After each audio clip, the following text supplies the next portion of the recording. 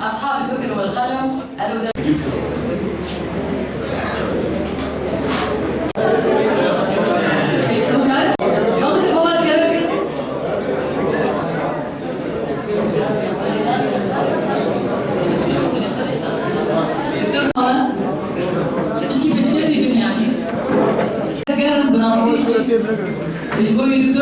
إن الحديث عن المرأة الكردية ليس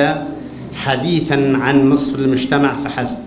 بل هو حديث عن تاريخ أمة بأكملها. فمنذ أقدم العصور كانت المرأة الكردية شريكة للرجل في بناء الأسرة والمجتمع،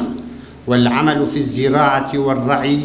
وتدبير شؤون الحياة والمحافظة على اللغة والعادات والتقاليد والتراث القومي.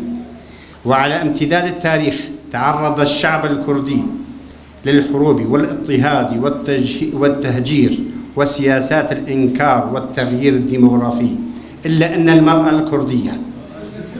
بقيت صامدة تتحمل أعباء الحياة وتحافظ على تماسك الأسرة والمجتمع، ولم يقتصر دورها على البيت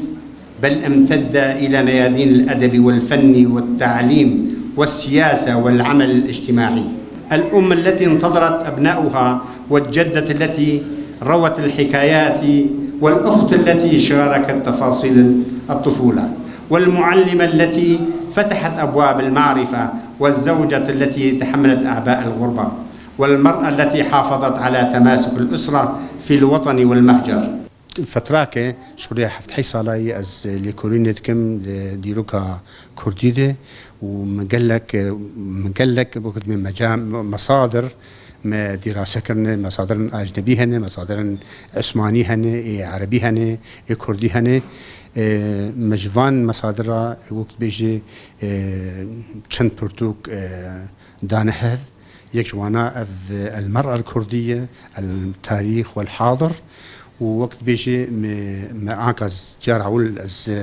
امزدكم تشاب كرنه ما مذكر ايرو ويكديجي على ضفاف المحبة جيد بيجن اويا وقت بيجي مجموعة خواطر سرجيانامي بزاروكيامي وايامي خندني وغربتي بلي افانا حردو تشابا يكمينن وامزا يكمينن مد دبرتو كيم ديجي هنه ما تشاب كرنه حاضرن ووقت بيجي امي دروجي بيدي واجي امزا بكن.